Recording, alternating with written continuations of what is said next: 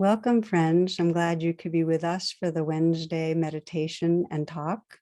This webcast is on my Facebook and YouTube pages and IMCWs as well. We begin together with a meditation, and I invite you to bring yourself right into presence, perhaps taking some moments to breathe, take a few long, deep breaths. You might want to close your eyes or lower your gaze and let yourself come into stillness.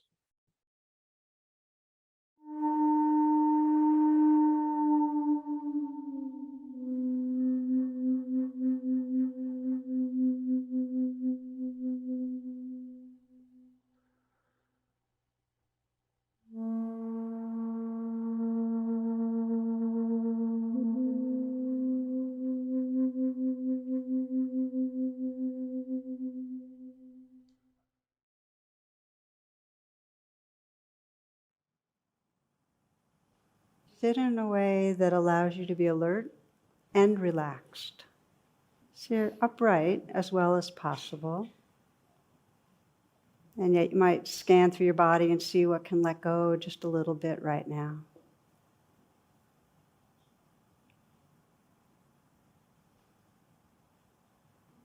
As you sense the movement of the breath, you might bring your attention to the heart area, imagining and feeling the breath coming in and out of the heart.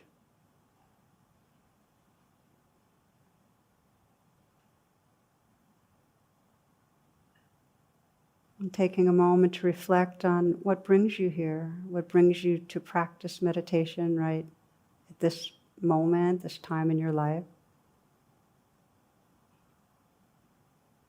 What it is that your heart really longs for. And whether this is the first time you've asked yourself that or the 10,000th, sense a freshness in the inquiry. Let it be absolutely the first time in this moment that you're sensing into what you care about, what really matters.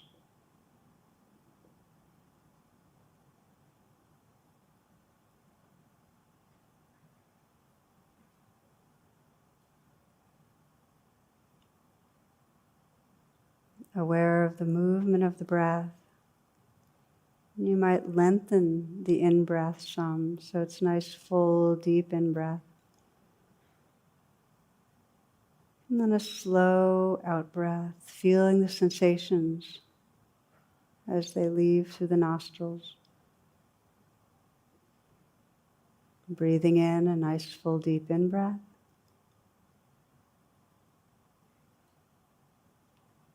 And a slow out-breath, letting go, letting go. Full deep in-breath, letting your breath be smooth, relaxed. Out-breath. And letting the breath be completely natural. Just feeling the natural movement of the breath.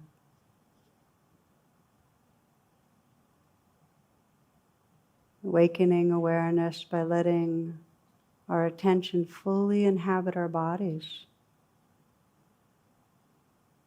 In this practice, you might bring your attention to your feet to begin.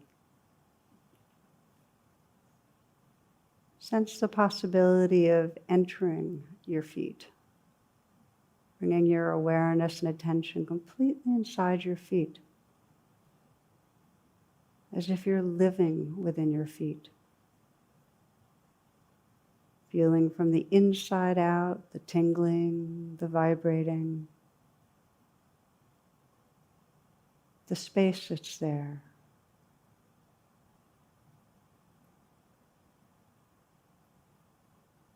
Continuing to breathe and feel your feet, inhabiting them fully.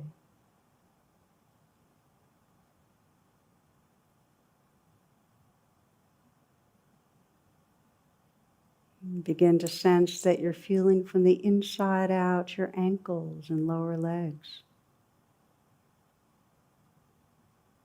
Continuing back to the calves.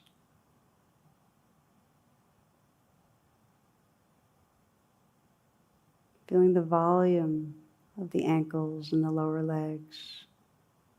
Feeling from the inside out the sensations of aliveness that are there.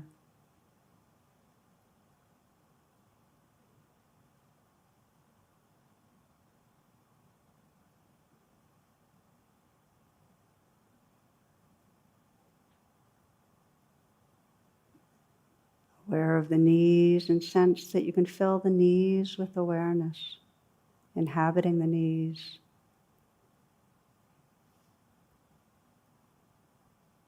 Feeling from the inside out and begin to sense that your knees can feel soft inside.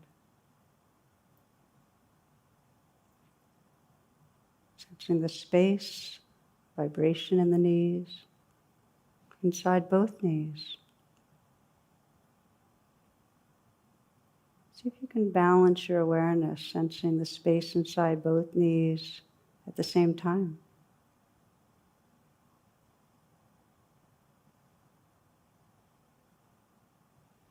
And feel the stillness of a balanced mind.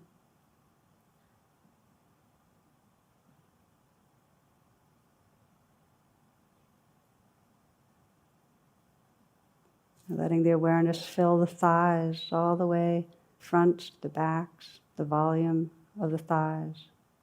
So from the inside out, you're feeling the sensations and vibrations, the space inside your thighs.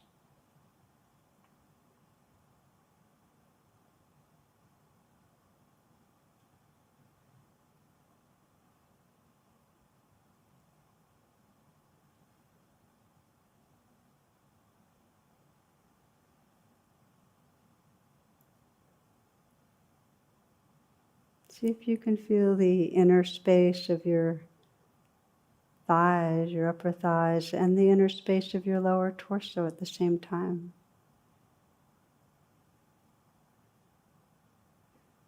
And then allow your awareness to fill the pelvic area, inhabiting your pelvis.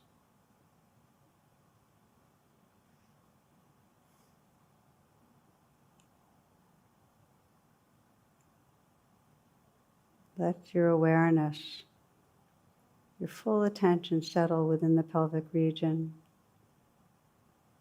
So you can feel from the inside out the aliveness that's there.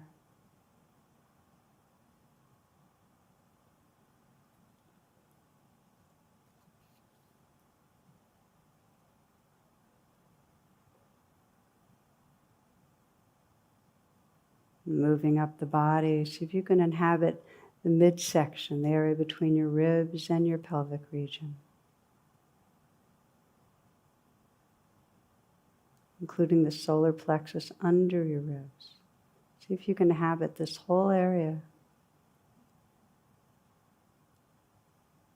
softening and letting the area fill with awareness from front to back, side to side.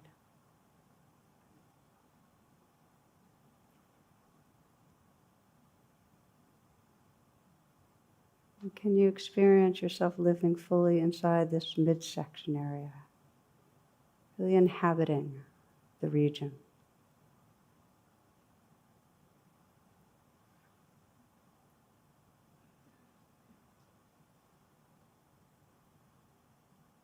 And now filling the chest with awareness,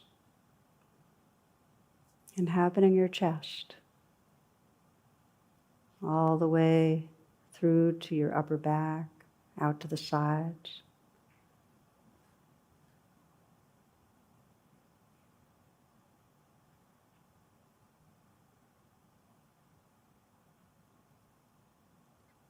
You might sense your awareness sitting in your heart, feeling from the inside out the aliveness of your heart.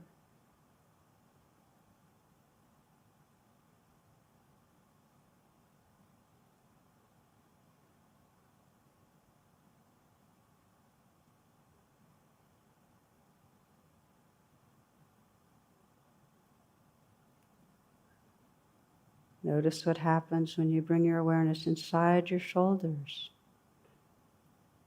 inhabiting and living inside the shoulders, feeling from the inside out. Tightness or flow, tingling, vibrating. The aliveness and the space that's there.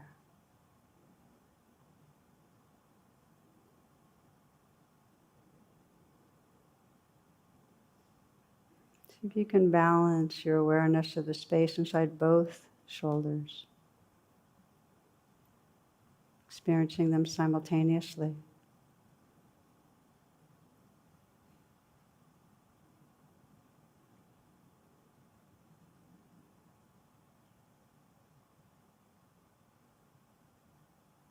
Feeling the shoulders, breathing, and sensing the stillness of the balanced mind.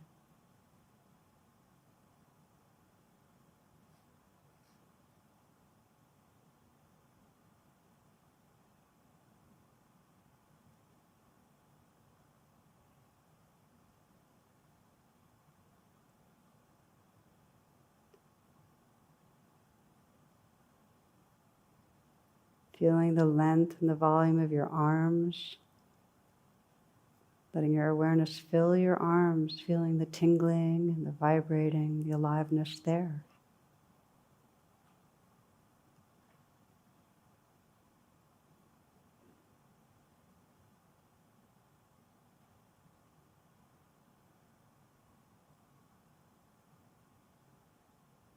Letting that awareness spread through the hands, right to the fingertips. So you're feeling the hands from the inside out.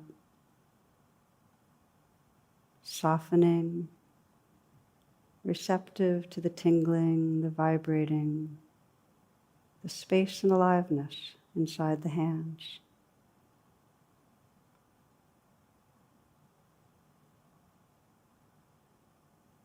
Just notice what it's like to live inside the hands.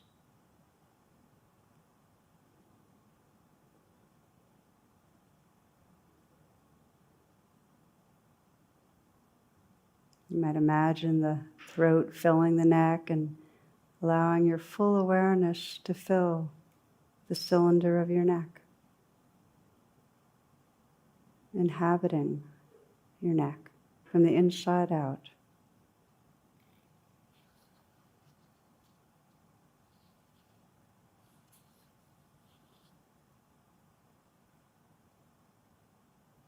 Letting your awareness spread through the face, being aware of the forehead, around to the sides of the forehead, letting the brow be soft, smooth.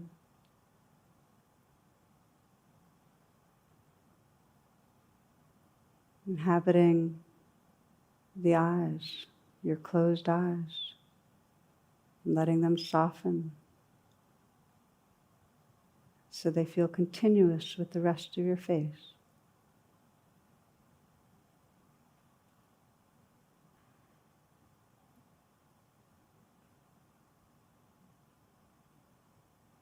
You might feel that you're inhabiting the aliveness and space behind your cheekbones, inside your nose, all the way to the tip of the nose.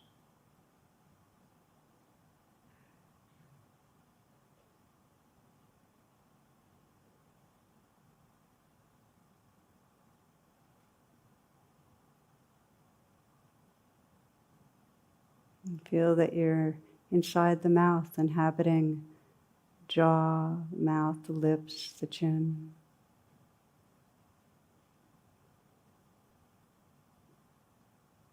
The gums, the teeth, feeling from the inside out the sensations, the dance of aliveness there.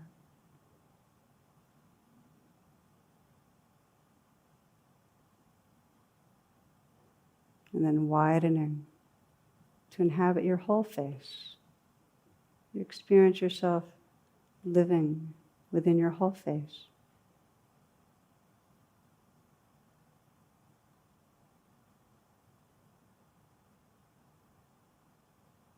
And then widening to inhabit your brain, your whole brain, including the bottom, sides, the top.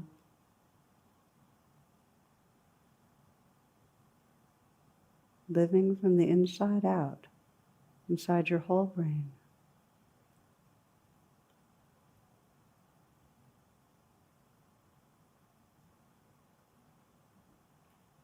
Now inhabiting the whole body at once, simultaneously. Making contact with yourself everywhere in your body at once.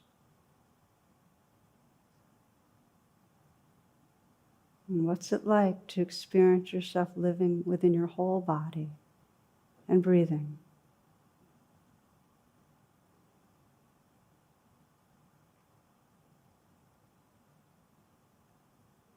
Sense the space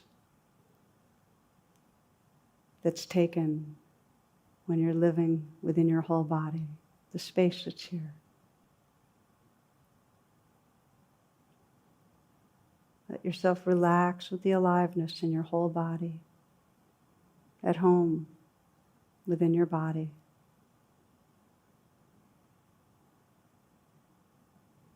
Letting everything happen. This whole dance of aliveness, the space it's happening in, the space inside, the vibrations, the movement. Let everything happen.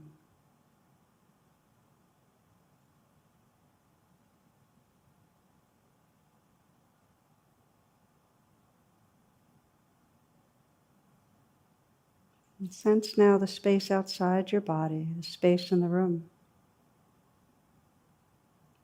Aware of the space above and below you. In front and behind of you, both sides of the body. Extending outward and outward, as far as you can imagine, in all directions.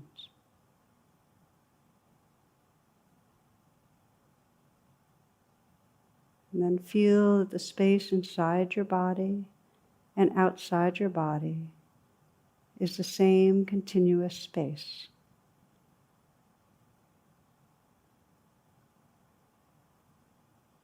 You're inhabiting your body, yet you're permeable, pervaded by space.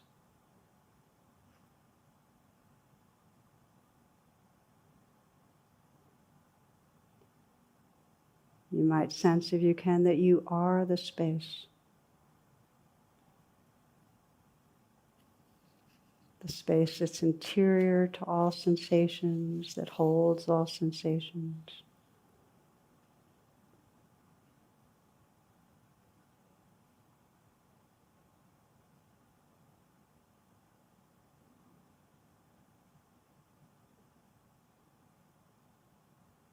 Sensing how this space is suffused with awareness, with wakefulness.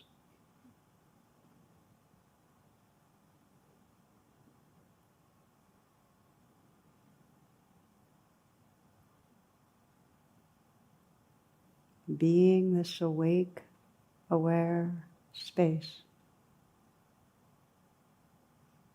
As this life appears and disappears, arises and dissolves, changing flow of experience moment to moment.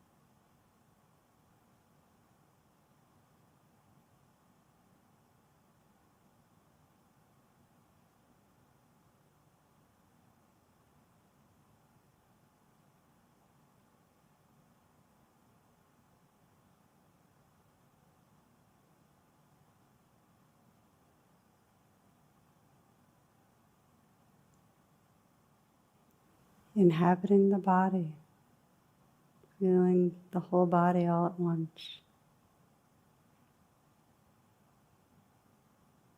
sensing the aliveness and the space inside the body.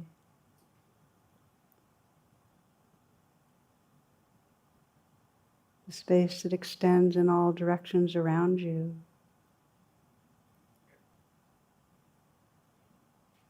Sensing that as continuous space, inside and out.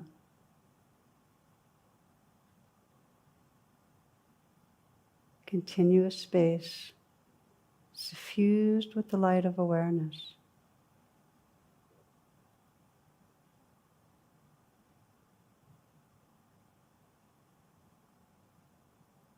And as a way of closing, to be aware of the region of the heart and sensing that continuous space as heart space.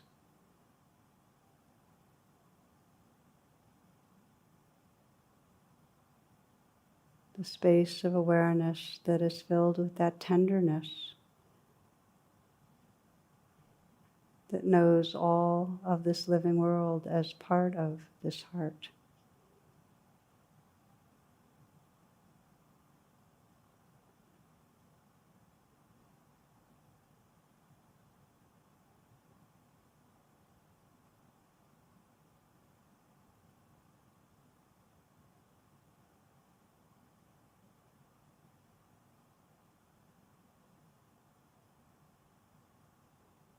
Sensing as you complete this meditation from that presence, that heart space, whatever wish or prayer you'd like to offer to the life that's right here, your own life, in this moment.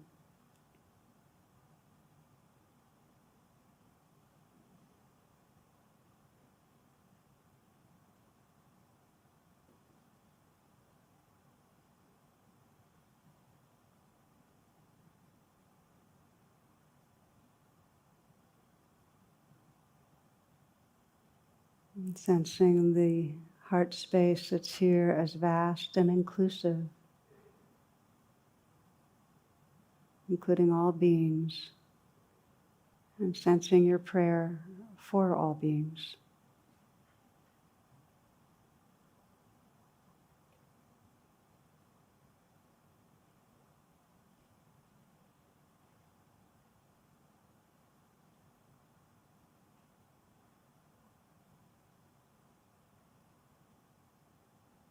Namaste and blessings.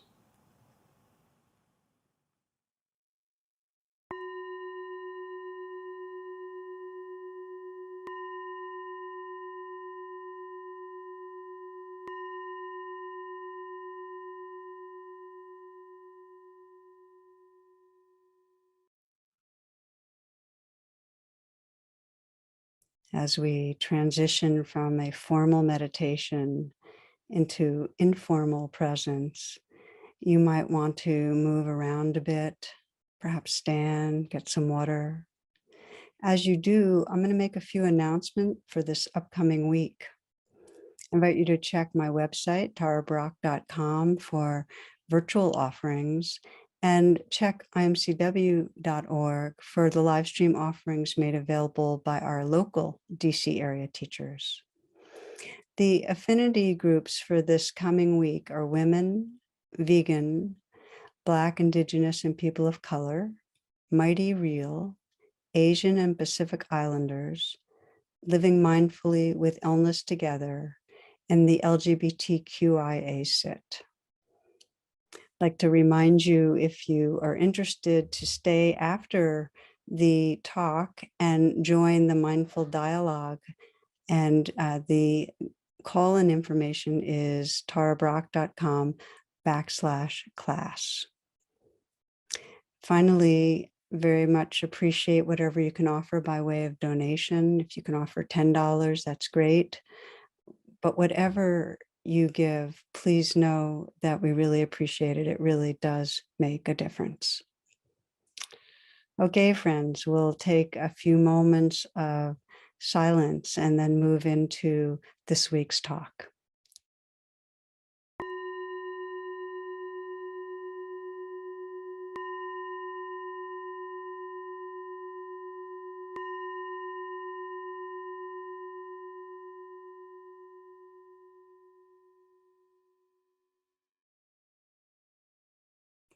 Namaste. Today's talk is the second of a two-part series that I chose from the archives on embodied presence. And I selected it because it seems so important in these times that we're in, where there's so much violence and so much uncertainty, that we deepen the pathway home, that we know how to come home into our bodies and into our hearts so we can be balanced and clear and kind as we move through these challenging times. Okay, I hope you find this of benefit. Thank you. Welcome and namaste, friends. It's really great to be with you. The title of this talk is Being Embodied, and this is part two-part talk. I started the first last week. And I thought I'd maybe start by sharing that in recent days, I've become really kind of immersed in haiku. And this morning I was going for my river walk and I was composing and really inside it. And I walked right into a massive spider web. I mean, I got, I got totally slimed by it. I was remembering one comedian describing if you were like 200 feet away watching somebody, it's like, "Ugh," so that was me. Um, and of course, I was actually writing a haiku in my mind about spider webs. So um, just such a reminder. It really makes a difference to stay awake in our bodies for ourselves, for spiders, for other creatures. And the last week when I spoke, I really talked about we are a disembodied culture. It's, and by disembodied, I mean we habitually seek safety and control by living in our thoughts. We're disconnected from the wilderness, the wildness of these living bodies, and we inhabit a virtual world for huge swaths of the time. And if you just review any particular day or the last few hours, it's pretty easy to see how much we're gone. And there's huge suffering that arises from this fundamental disconnecting when it's habitual. From when we're disconnecting from our bodies, it's also from others. We can't really be intimate with each other.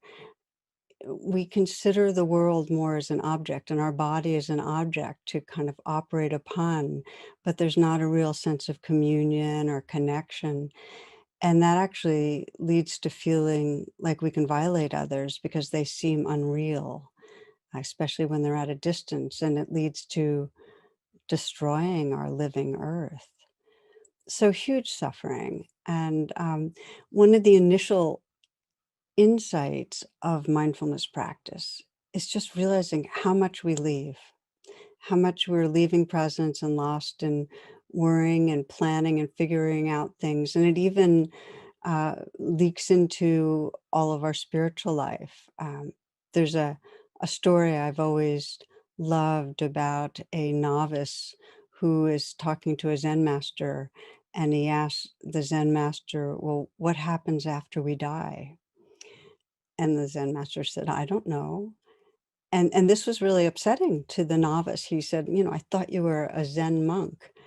And the response was, I am, but not a dead one. We can't find our way to truth, the deepest truths, through our thoughts. That it really is not the pathway. We have to be here embodied to experience directly this living reality to understand it.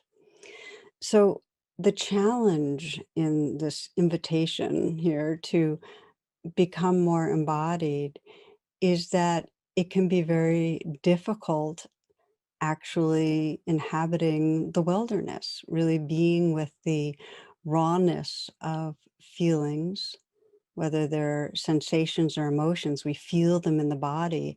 And like the outside weather, it can get pretty intense. So it's hard to stay with it. It's easier to remove ourselves and go into, the control tower of our mind. I think about George Carlin, and he has this great line. He says, "I'm not into working out. My motto is no pain, no pain." We don't like hanging out with pain, whether it's the physical pain or the emotional pain. We leave it. We try to leave it. We try to fix it. We turn it into the enemy, really. So, what I'd like to do is take a closer look at our habits of leaving, the ways that we leave, and explore how we can gently, gradually, wisely, compassionately re inhabit our living forms and really experience our world in a much more intimate way. So, the first thing to say really is re emphasizing that even when we have no strong, unpleasant sensations, we still leave. It's still the habit of leaving. And we have in our brains a default network. And the function of the default network is to carry our thoughts into the future and into the past and actually scan for problems. So even when there's nothing really bad going on, our survival brain is in action on some level, being vigilant and looking out for what might go wrong, that there's not some, unseen predator around the corner or some new food source that we're going to have to discover to be okay. So this is when there's no notable stress. We're designed to have a wandering mind like this. So if you've been blaming yourself when you are meditating for your mind continually going off, just know that this is our universal predicament. We have a nervous system that does this. Okay, so then when we get more stressed, what happens? That wandering mind becomes really busy with planning and worrying and figuring things out. And I think of it like we're pedaling on a bicycle, and the more stressed we get, the more quickly we pedal away from this body in the present moment. We just go faster and faster, leaving with our mental commentary, our distractions, our plans, our worries. A story of a new young medical doctor. He's doing his residency in OBGYN, and he describes how he would find himself getting really embarrassed when he was doing pelvic exams for women. And he said that to cover his embarrassment, he unconsciously formed this habit of whistling softly. So there he is, and he's got a middle-aged woman, and he's doing the pelvic exam, and suddenly she bursts out laughing. And he gets even more embarrassed and flustered. And he said, "Oh my gosh, was I tickling you? I'm so sorry." And she has tears running down her cheeks from laughing so hard. She said, "No, doctor, but the song you were whistling was, 'I wish I was an Oscar Mayer wiener.'" So we leave. We leave when we're just mildly uncomfortable. We leave when we're really stressed. Now, in our society, in contemporary society, we can see that this body mind split that really is so obvious has been reinforced by societal conditioning through the ages. Really, when you look at patriarchal religions and the message, the body's out of control. It's the site of compassion. It's of passion, not compassion. I mean, it's that too, but it's out of controlness is usually to do with passion, it has to do with emotion. It's the attitude is that there's something dangerous about this body that we have to control, that it's not trustworthy. So we are trained through our caregivers to often to hide and cover over in all ways the realness of our animal self, our bodily self, our emotional self. There's a little story of a 4-year-old who opens up this big family Bible, and suddenly this old dry leaf, it's been pressed between pages, been there forever probably, it falls out, and the boy is astonished, and he calls out, "Mommy, mommy, I found Adam's underwear."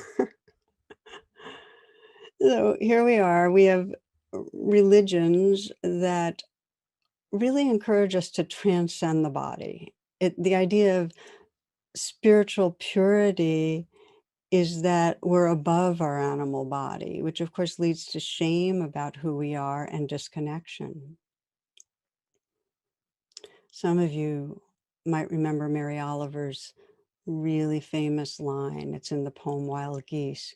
And she says, "You only have to let the soft animal of your body love what you love." And I'm kind of putting this in here right now as a kind of contrast, really. It's the opposite of the message from patriarchal religions that basically says, and this is delivered right through, again, caregivers, don't let your body love what it loves. Don't be intense or sensitive or needy or loud or rambunctious or sad. Don't be how you are. That's the message. And so um, we leave our embodied nature. We try to be different. Now, as we know, the body mind split is most fully exacerbated when there's been emotional wounding and trauma in any big way. And it's because with intense emotional pain, it feels too much to handle. And it's part of nature. It's a natural coping strategy. It's part of the nervous system's activity when there's overwhelm to cut off feeling. Okay, so we leave the garden, often when we're very young, in some way. And it's important to recognize what happens when we leave. What happens when we regularly are taking refuge in a mental control tower, when we're dissociating? And the first thing is, and many of us can relate to this, is that it takes energy to maintain dissociation. So we get tired. It's like on some level, we're always working to not feel what's here. So there's fatigue. That's one of the signs of dissociation. And another is, even though we're dissociated, a part of us knows that there's unfaced life in another part of our being, that there's something unprocessed, that unprocessed life is in our tissues. So there's a chronic undercurrent of anxiety. Okay, so with dissociation, there's fatigue because we're constantly having to work to stay away from something, and anxiety because we know it's there. And then there's different strategies for dissociating, whether we're obsessing or we're numbing ourselves with over-consuming in some way, but we judge ourselves for leaving. So we add on to that with dissociation, some shame and judgment for the ways that we leave. When we're dissociated, we really aren't living from our hearts. We can't feel caring so much. So another sign of dissociation is we might value love, but it's hard to actually, in a embodied, direct, visceral way, feel it. In another little story, two men are playing golf, and one of them's about to take a swing when a funeral procession appears on the road next to the course. He stops mid-swing, takes off his cap, closes his eyes, and then bows his head in contemplation. His opponent comments, "Wow, this is must be one of the most touching things I've ever seen. You're a very feeling man." And the man recovers himself and replies, "Yeah, well, we were married for 35 years." So you get the point. We cut off from the tenderness of love. What else? Well, when we're dissociated, We cut off from the belly, from the whole pelvic region, which is correlated with authentic power, from our full energy and sensuality and creativity, vitality. We cut off from that. So we're really not living from our wholeness. One teacher was asked, why do you meditate?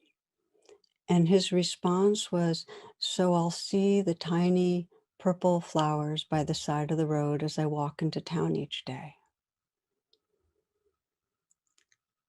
And I feel like in some way that captures it, that we miss a lot of life when we don't know how to really live from our bodies, feel our bodies. We cut off from our intuition and wisdom because the only way we can directly experience reality is through our senses awake. The only way we can really know about impermanence, how everything's changing, is when we feel it directly.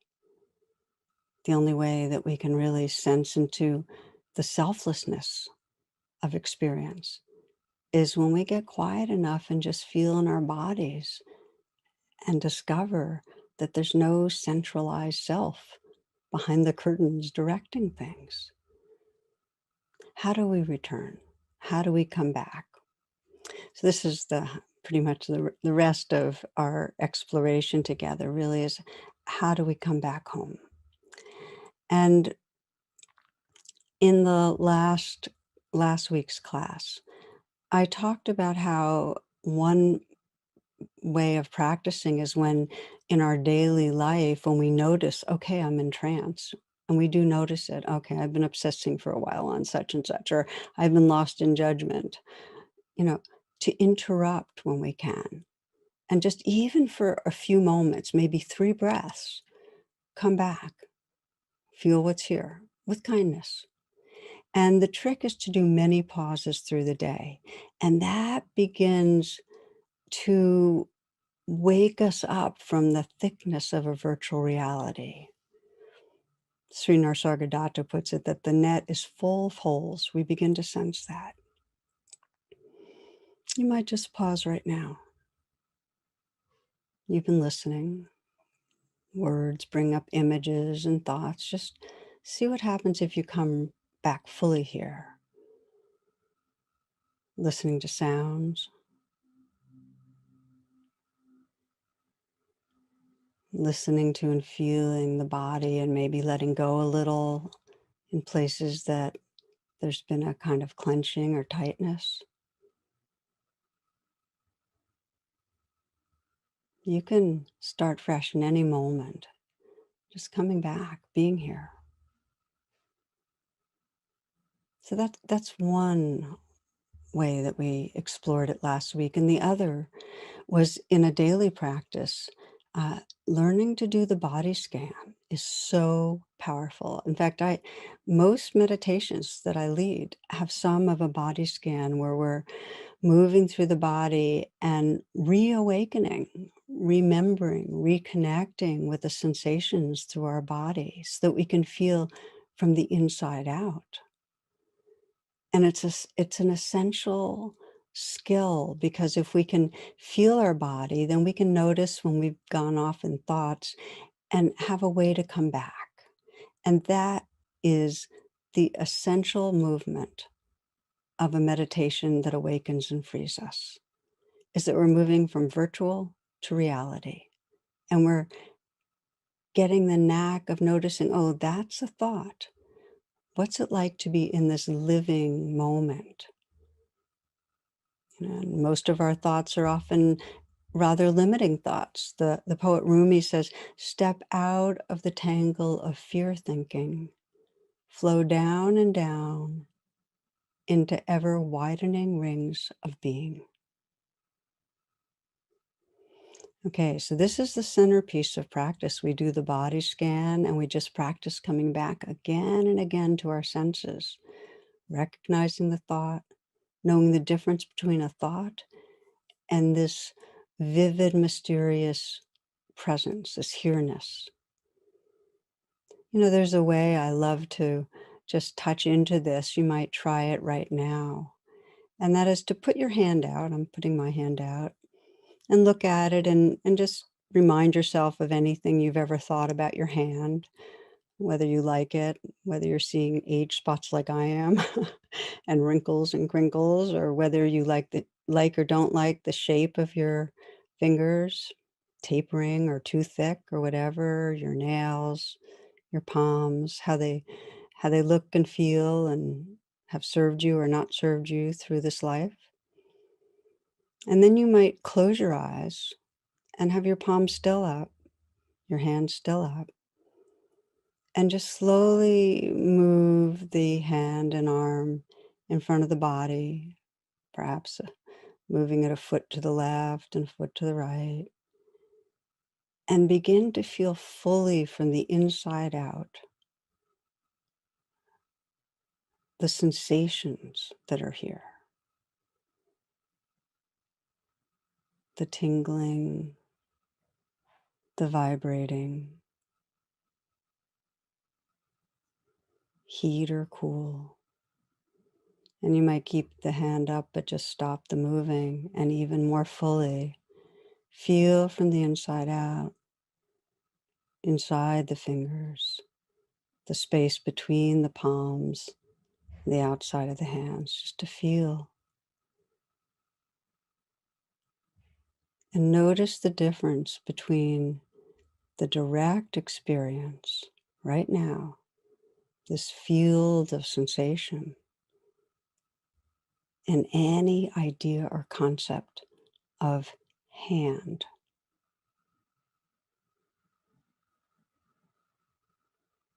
And as you're ready, lowering the hand down. And if your eyes are closed and you want to open them, opening them.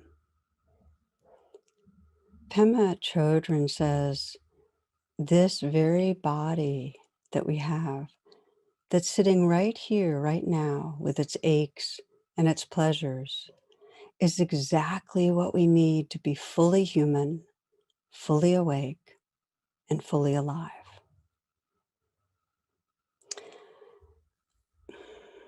So, what about when this very body we have really is feeling uncomfortable? When there's pain, when it's challenging being here? So we're going to look right now.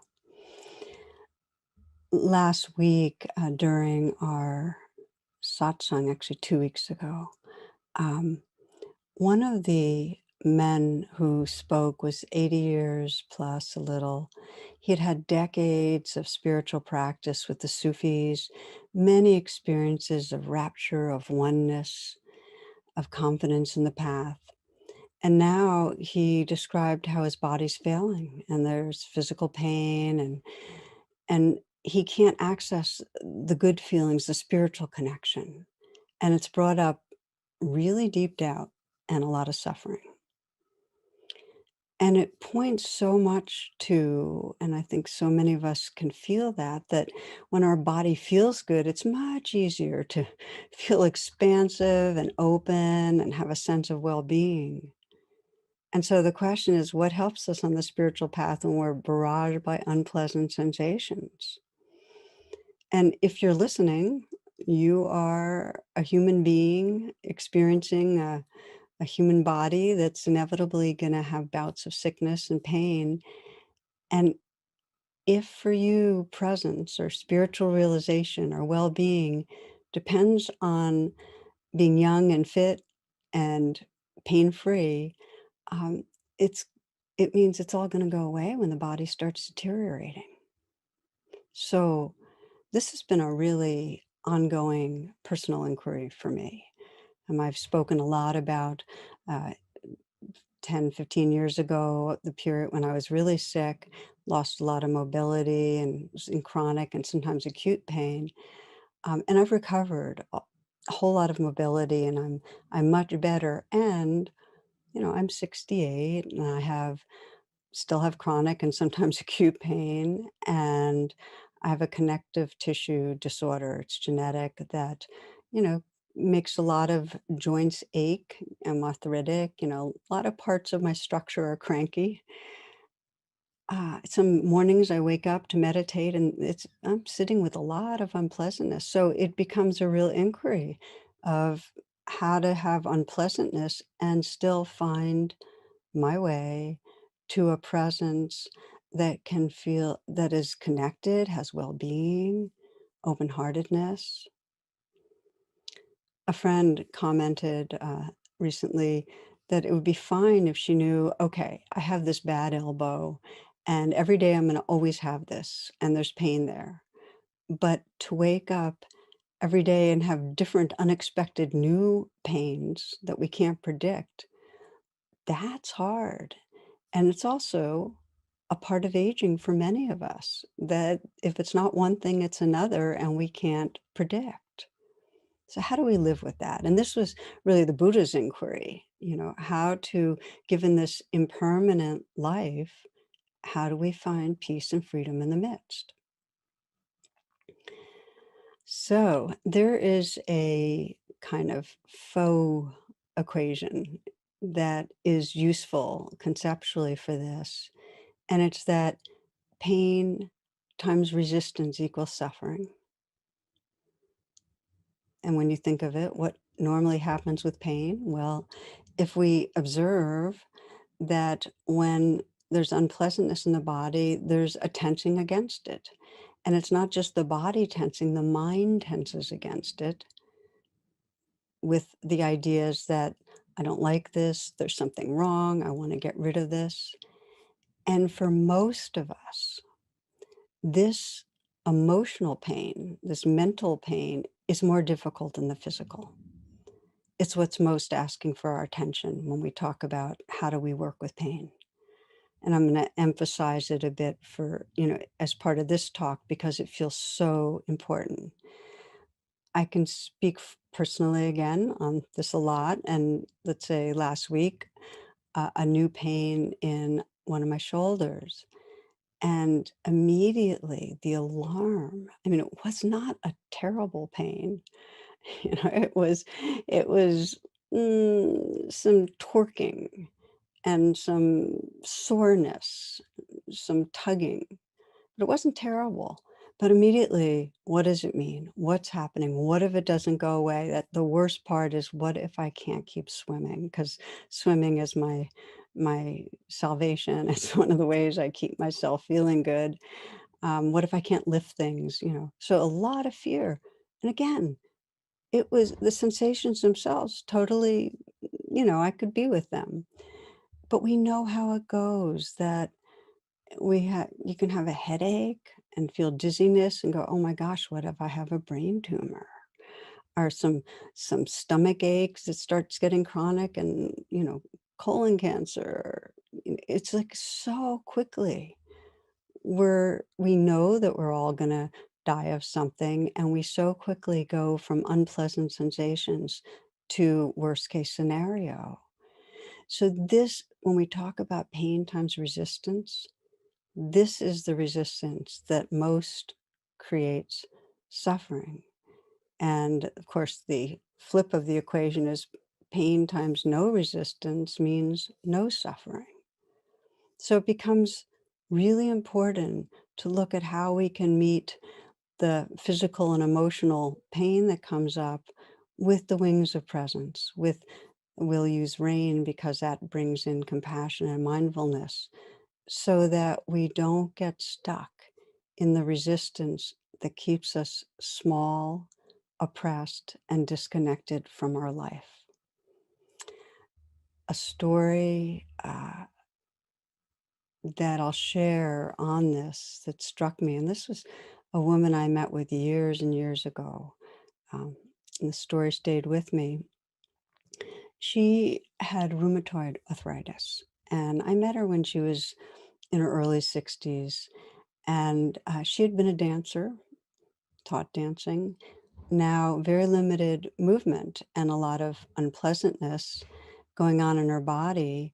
And every time she would feel any sort of a streak of pain, that tightness and soreness of the joints and so on, it was a trigger it just catapulted her right into, what have I done wrong? Because her body's attacking herself. She felt punished and she felt ashamed, like, I'm not a full person. She was also angry at God, and the fear was, how much worse is this going to get? So this is, a primo example of ongoing physical pain turning regularly into emotional pain and suffering. And her identity was in prison. She was identified as a sick person, a sick person. And she felt like she wasn't really living her life. She was on the sidelines. And just as a comment, that anyone that's faced real illness might be familiar with how, when we get sick, our sense of who we are shrinks into sick person. Our world gets smaller. We forget our connection to something larger. So I shared with her the quote that I love from John O'Donohue, that our body knows we belong, to life, to love, to awareness. Our body knows that. It's our mind that makes us so homeless, because so clearly her mind was making her homeless. It was disconnecting her. And she was doing what she could medically. And by the way, on any of this, it's important that we do what we can do medically to relieve pain. The big question is, can we also be with what's here? So we practiced rain together. She'd describe how pain would trigger her. She'd feel that stiffness, a swelling at the joints, fatigue, sometimes redness of her skin, and it would just trigger her. And the recognize of rain was, okay, feeling fear, feeling anger. And then the A of rain, allow, was, okay, just let that be here. In other words, not try to get away from anything that's going on.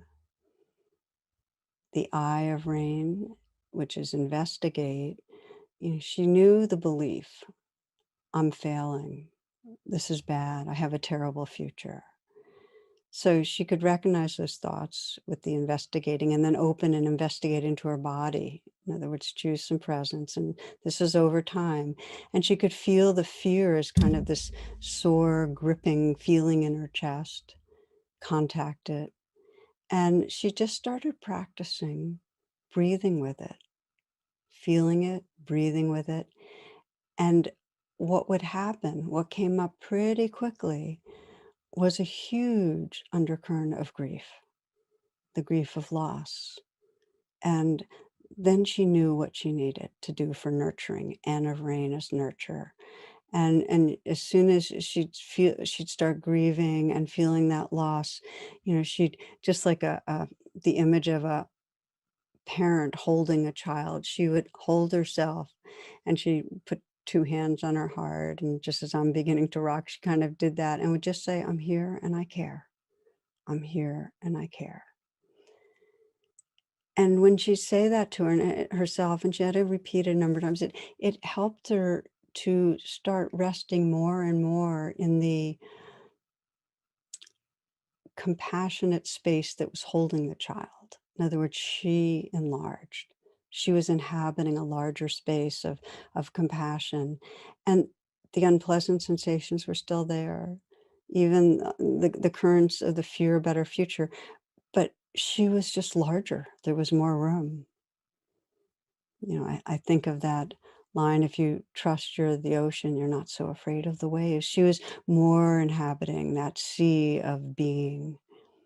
She wrote to me after some months she was working on her own with this, bringing rain to the pain and the emotional pain. She said, I used to move really gracefully on earth, and now I have more grace in my heart and spirit. I've loved myself back to grace. And I love that. I kept it, I wrote it down. Grace is non-resistance, when there's not resistance to the flow. That's what grace is. And we find grace in our lives when we stop controlling avoiding, tensing against, judging, whether it's physical or emotional pain. So for her, the critical moment to kind of open into that grace was the nurturing. We really need to be able to nurture ourselves when we get caught in that emotional reaction to pain. We need to be able to say, this is hard. It really helps to say that, ouch, this is hard. It's hard to be with. And some part of us, if we can just register that our being is struggling, we'll get kinder. Okay, so this is an example of when we're facing pain and the actual suffering is because of our interpretation, our beliefs, what we're adding on. I want to take a little time now looking, how do we be with physical pain? And again, we take care as best as we can. We do what we can. With my shoulder, I was, rubbed a lot of arnica on, and one point some ibuprofen, and I working with a PT and so on. We do what we can. And when it comes up through the day, because it's still here, I'm having to just be with. So how do we be with? So the first step, as we've been talking about, is just notice if our mind is judging and making it bad. So if there's mental resistance, become aware of it, bring it into awareness. But then direct presence with the experience itself. For many, it's helpful to let go of the label pain and just get curious and gently ease into the actual moving constellation of sensations. Just moving from that fixed concept to a changing reality, because pain still has that sense of an enemy. So we feel the moving sensations, and you can feel the sensations. You can feel right into the center of the sensations. I find it really helpful to sense the space inside the sensations that they're emerging from. And that takes a real stillness and a presence and a openness to feel the space around the sensations. This is all with care and with interest. Like, what's it really like? How is this changing? So you start discovering this presence that has room for the changing constellation. You start sensing like, okay, this belongs. This is just part of experience. And when there's space for it and there's kindness, it comes and goes, but it doesn't cause suffering. Now, it's interesting that there's growing science on how we're in relationship to pain. And there's been several double-blind studies, and that when we, instead of resisting, we soften and open to the unpleasantness, we have actually greater access to our immune system. The immune system is more active in uh, bringing energy to the area of injury. So I think that's just interesting to know. It also helps us physically to not resist. A friend of mine, this is many, many years ago, had psoriasis on both of his arms. And he did an experiment of softening and bringing presence and loving kindness to one of his arms. And he says after some weeks, the psoriasis disappeared on that arm.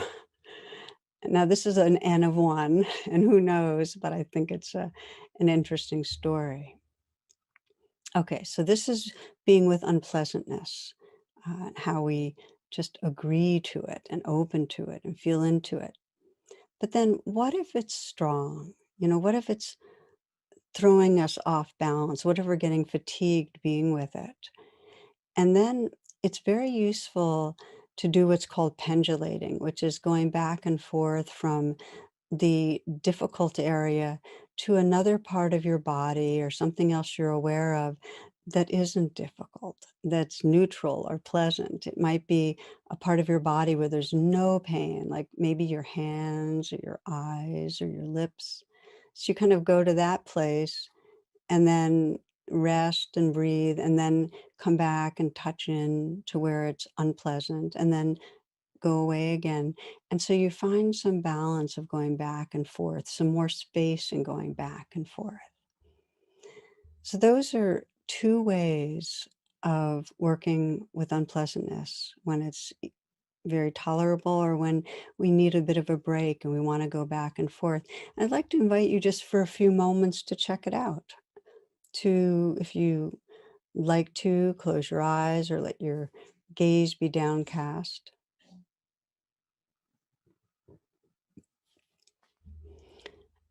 And then scan through your body. Just scan and sense, is there any area that is calling for attention that's has unpleasant sensations? Now, if something's really overwhelming right now, this is not a time to practice with pain. You might pay attention to your breath or to sound, whatever is helpful. But if you sense a part of your body where it's particularly tight or sore or aching, you might let the attention go there. And you might sense what happens when you bring an interest. What's it really feel like?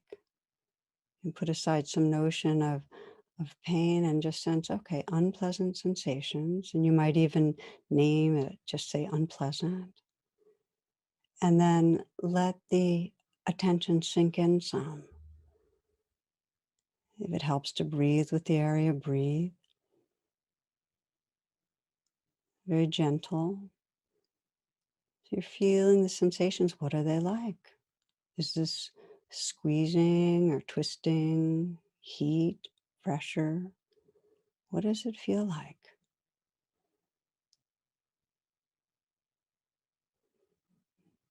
And if it's a cluster and you can feel into the center, you might feel what right into the center of it. And you might even explore where it's most intense, sensing if you can feel the space and sense the space that the sensations are arising from, like particles of an atom arising from empty space. And perhaps you can also feel the space around the constellation of unpleasantness. Just soften into that space too. And if it feels in some way really strong, really difficult to be with, you might pendulate, go back and forth, perhaps feeling your hands, or even listening to the sounds outside, resting there.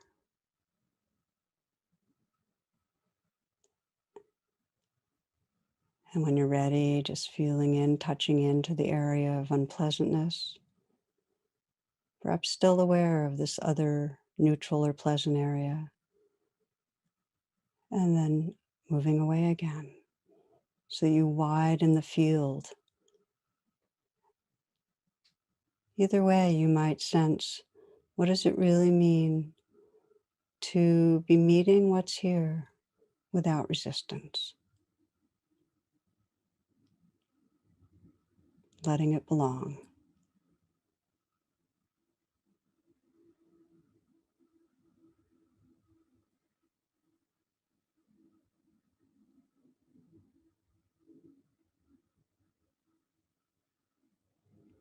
You might take a few full breaths, bring yourself back. Okay, so we've looked at how we work with the emotional pain that we add on to unpleasantness, and then directly how to work with unpleasant sensations. If the sensations are too much, and I started mentioning this as I was guiding you, if they're just overwhelming, it's not wise or kind to try to be with them. It actually can traumatize. It can end up having us feel more imprisoned, more stuck. So these are times where we start learning what are the ways that we can turn our attention that actually give us some space, some healing, some comfort. And similarly, if it's emotional pain and it's too much, we move away, we turn the attention away. So for some, it's going to be literally, if we're sitting still, maybe moving and walking and grounding on the earth. It may be having a cup of tea or calling someone. In some way, we're reconnecting with a larger field that feels safe, that gives us a sense of belonging, some comfort. I heard a story about, this is from the director of Minds, which where they bring meditation to students and parents in the DC area. And they were doing this in the inner city and teaching about resilience. And a little girl who was taking the trainings said that when she got upset, she started learning how to put her hand on her dog's heart. And I just thought that was so beautiful, that we find our way to some resource, some place of resourcefulness, and then that will give us the space, the presence to be with what we need to be with. There's a story that Frank Ostaseski tells. He's the founder of Zen Hospice that I share a lot because it has been a real teaching for me. And he describes how he was with a man who was dying of colon cancer, I think it was. And the man asked him to guide him in a meditation. And so Frank was, with the same intention of being with what's there without resistance. And clearly it was too much pain for this man. And so Frank put his hand on the man's belly and the man said, "Oh, that helps. That helps, but still too much to be with. I can't stay with this." And so Frank put his hand a few inches away from the man's belly, and the man said, "Better. There's more space, but still it feels like a lot." And he put his hand a little further away, and the man said, "Ah, that's just right." And then after a few moments, the man said, "Rest in love. Just rest in love." This is not Frank saying that. This is this man who's on a morphine pump and he couldn't directly penetrate into his sensations, but he could find some more space around it. It was a relationship with pain, rest in love. Wow. To me, that's pretty much an answer to most everything. So I mentioned Emile, who is this very lovely, bright, good-hearted person that I spoke with at satsang and who is going through a kind of crisis with aging and sickness, a loss of his spiritual life, doubt. I asked Emile, I said, "What are you most missing? What is it that you wish you could be in touch with?" And I said, "Try to remember, try to imagine what you're wishing to be in touch with." And he started imagining into it the sensations of aliveness and the taste of what it's like to feel a kind of communion, really, with the beloved, with God. The aliveness, the vibration, the light. And as he talked about it, I watched his expression change. I watched him, really open. And so then we explored how, yes, it's hidden from view when his mind closes in and his body's having a hard time, but it's here. And his path now is to start trusting that it's here and finding his way there regardless of the state of his body, that this loving awareness he belongs to is already always present. And that his longing, just the longing, if he pays attention to it, like, what am I really longing for? He can imagine himself into it. He can feel himself into it. And that can make space for this living, dying body and life. Okay, friends, we're coming down the home stretch here. And I want to say that there are times when no matter what we do, we are trapped, we are imprisoned in really bad pain. There are times like that for many of us. And I can say for most teachers I've talked to, there are times that doesn't matter what, trying to let go of resistance, trying to open to presence, turning towards loving awareness, nothing is working. It's just another struggle. It's another kind of resistance. And all that's left is in some way to give up, to just surrender, to give up the struggle, because there's some wisdom in us that knows it is impermanent. The weather systems of pain are impermanent, and that all that's left is really letting it happen. That's the wisdom, including the reflex to resist it happening, letting that happen too. And what we find with surrendering is that for a while, it's just awful and it's endurance. And then gradually there's a sense that there's some witnessing going on. There's some awareness that's aware of surrendering. And then gradually there's more and more space and we start coming home again to presence. But sometimes there's nothing to do but just give up, let go. And there's a secret about practice that I want to share, which is it's so natural to, and it's universal, to pull away from unpleasantness. It's the reflex of our nervous system. So the bottom line is to forgive these bodies for being as they are, to accept how they are, to not make nature wrong, and to trust that our awareness also has the capacity over time to wake up and to learn to meet our edge and soften, to sense that unpleasantness and soften and open instead of resist. You can learn that, and it's a gateway to freedom. It's a gateway to being able to then respond to your life in a way that's really filled with care.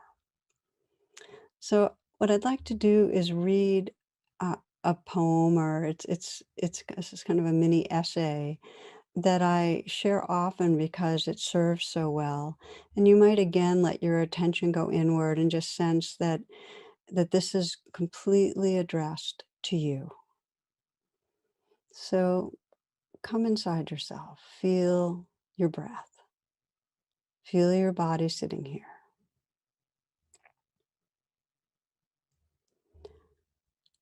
I am the pain in your head, the knot in your stomach, the unspoken grief in your smile. I'm your high blood sugar, your elevated blood pressure, your fear of challenge, your lack of trust. I am your symptoms, the causes of your concern, the signs of imbalance, your condition of dis-ease. You tend to disown me, suppress me, ignore me, inflate me, coddle me, condemn me. You usually want me to go away immediately, to disappear, to slink back into obscurity. You mostly are irritated or frightened and many times shocked by my arrival. From this stance, you medicate in order to eradicate me. Ignoring me, not exploring me, is your preferred response. So I implore you, I am a messenger with good news, as disturbing as I can be at times. I am wanting to guide you back to those tender places in yourself. I may ask you to alter your diet, get more sleep, exercise regularly, breathe more consciously. I might encourage you to see a vaster reality and worry less about the day-to-day fluctuations of life. I may ask you to explore the bonds and wounds of your relationships. I may remind you to be more generous and expansive, or to attend to protecting your heart from insult. I might have you laugh more, spend more time in nature, eat when you're hungry, and less when pain or bored. Spend time every day, if only for a few minutes, being still. I am your friend, not your enemy. I have no desire to bring pain and suffering into your life. I'm simply tugging at your sleeve, too long immune to gentle nudges. I desire for you to allow me to speak to you in a way that enlivens your higher instincts for self-care. You are a being so vast, so complex, with amazing capacities for self-regulation and healing. Let me be one of the harbingers that leads you to the mysterious core of your being, where insight and wisdom are naturally available when called upon with a sincere heart.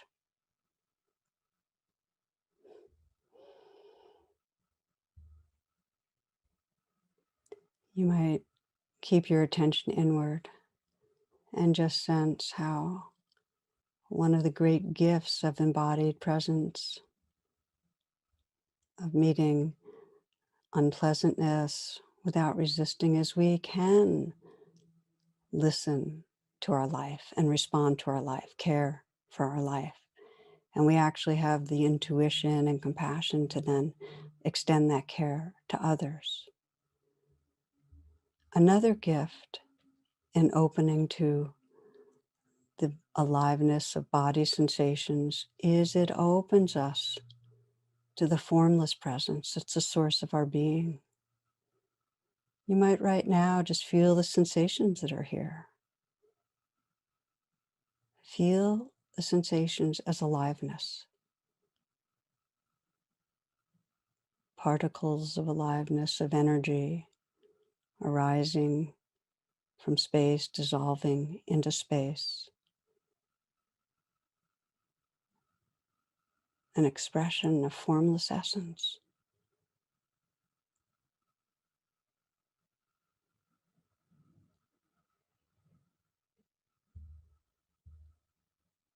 You are a being so vast, so complex, with amazing capacities for self-regulation and healing.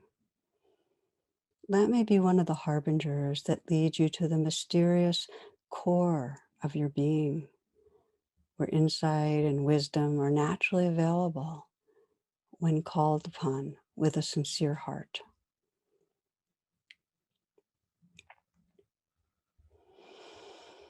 Okay, as you're ready, friends, to open your eyes if they're closed. So thank you for being on this journey, on this path together.